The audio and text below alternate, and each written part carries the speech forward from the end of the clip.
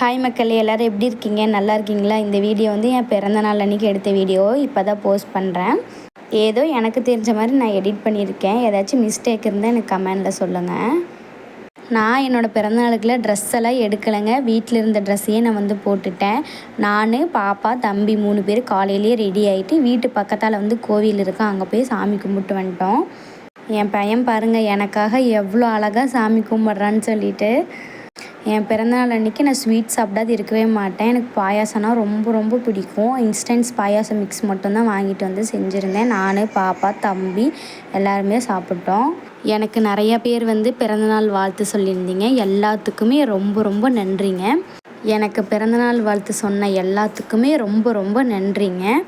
எனக்கு வந்து பர்ஸ்னலாக ஒரு சிஸ்டர் வந்து கேட்டிருந்தாங்க. அதை நான் வந்து வீடியோவில் சொல்லட்டுமா சிஸ்டர்னு கேட்டால், அவங்க வந்துட்டு சொல்லுங்கள் சிஸ்டர், ஒன்றும் தப்பு இல்லை அப்படின்னு சொன்னாங்க.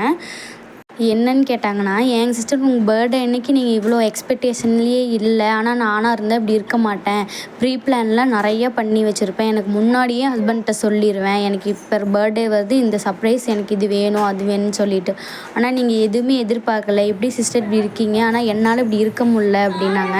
நான் வந்துட்டு என்ன சொன்னேன்னா, இல்லைங்க சிஸ்டர், எனக்கு வந்து எனக்கும் ஆசை அந்த மாதிரிலாம் இருக்குது, பட் இருந்தாலும் நான் வந்து எதுவும் எதிர்பார்க்க மாட்டேன், அவரோட சூழ்நிலையை நான் வந்து புரிஞ்சுக்குவேன், யாருக்காக போய் கஷ்டப்படுறாரு, எங்கள் 3 பேத்துக்காக தான் வந்து அவர் இவ்வளோ தூரம் கஷ்டப்படுறாரு அப்படின்னு சொன்னேன்னா, அதுக்கு அவங்க என்ன சொன்னாங்கன்னா, சத்தியமாக சொல்கிறேங்க, உங்களால் என்னால் இருக்கவே முடியாது, நான்லாம் சரியான ஈகோ பிடிச்சவன், எனக்கு என் பர்த்டேக்கு வந்து சர்ப்ரைஸ் கொடுக்கலன்னா அவ்வளோதான், கிஃப்ட் எல்லாம் கொடுக்கலன்னா அவ்வளோதான் அப்படிங்கிறாங்க.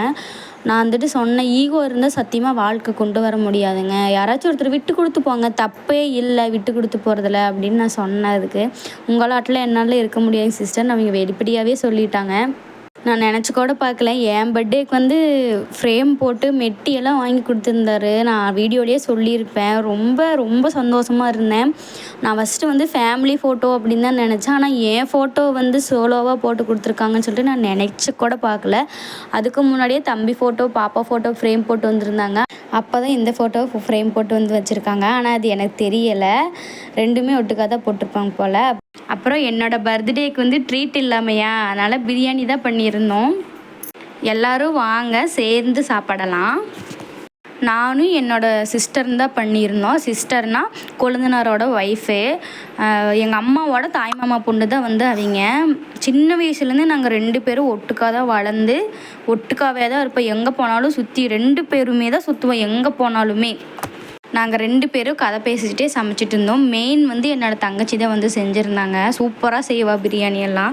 நான் வந்து சும்மா அந்த அரைச்சி கொடுக்கறது, எடுத்து கொட்டுறது, அதுதான் அளவெல்லாம் அவள் தான் போட்டோம். பிரியாணி செம்மையாக வந்துருந்துச்சுங்க. நாங்கள் 2 பேருமே செம்ம பாண்டிங்கு. நான் எதாக இருந்தாலும் சரி, அவளும் என்கிட்ட ஷேர் பண்ணுவான், நானும் அவகிட்ட ஷேர் பண்ணுவேன். நாங்கள் 2 பேரும் எந்த ட்ரெஸ் எடுத்தாலுமே சரி, 2 பேரும் ஒரே மாதிரியே தான் மேக்ஸிமம் எடுப்போமா. நாங்கள் 2 பேரும் இப்படி பாண்டிங்கில் ரொம்ப சந்தோஷமாக ஹாப்பியாக இருக்கிறது மற்றவங்களுக்கு பிடிக்க மாட்டேங்குது, அவங்களுக்கு வயிறு எரியுது. ஆனால் அது ஏன்னு தெரில, சொல்கிறேன்னே தயவு செஞ்சு தப்பாக நினச்சிக்காதீங்க. அப்புறம் நாங்கள் 2 பேரும் ஜாலியாக அப்படியே கதை பேசிவிட்டு அந்தாண்ட அரிசி போட்டு ஒலை கொதிச்சிட்டு இருந்தது. அதுக்கப்புறம் பிரியாணி சூப்பராக ரெடி ஆயிடுச்சுங்க. கம கம கமன்னு செம்ம மனம். அதுக்கப்புறம் எடுத்து வச்சுட்டு தனியாக, அதுக்கப்புறம் சிக்கன் மட்டும் எடுத்துகிட்டு வந்திருந்தோம். அதை வந்து கிரேவி பண்ணிடலான்னு சொல்லிவிட்டு எங்ககிட்ட ஆல்ரெடி இரும்பு வடைச்சட்டி இருக்குது, அதில் தான் பண்ணியிருந்தோம். சூப்பராக இருக்குங்க. இரும்பு வடைச்சட்டியில் செஞ்சு பாருங்கள், செம்ம டேஸ்ட்டாக இருக்கும். கறியை வந்து தாளித்து விட்டுட்டேன். அதுவும் சிஸ்டர் தான் பண்ணியிருந்தாங்க, சூப்பராக இருந்தது. அப்புறம் கொழுந்தனார் வீடு வந்து சில்லி கடை வச்சுருக்காங்க, அதை வந்து இலையறத்துக்கு கொடுத்துட்டு அப்புறம் ஈவினிங் போல் வந்து கேக் வாங்கிட்டு வந்திருந்தாங்க, அதையும் வெட்டிட்டேன். சிம்பிளாக தாங்க பண்ணியிருந்தேன். கேக் வெட்டுறதுக்கே நைட்டு 10 மணி ஆயிடுச்சு. ஹஸ்பண்ட் வந்து பர்மிஷன் மட்டும் கேட்டு வந்திருந்தாங்க கேக் வெட்டுறதுக்காக.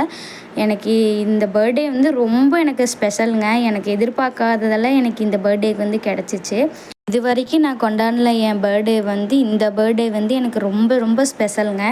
இந்த லாங் வீடியோ எப்படி இருக்குன்னு சொல்லிவிட்டு மறக்காமல் எனக்கு கமெண்டில் சொல்லுங்கள். எனக்கும் சப்போர்ட் பண்ணுங்கள்.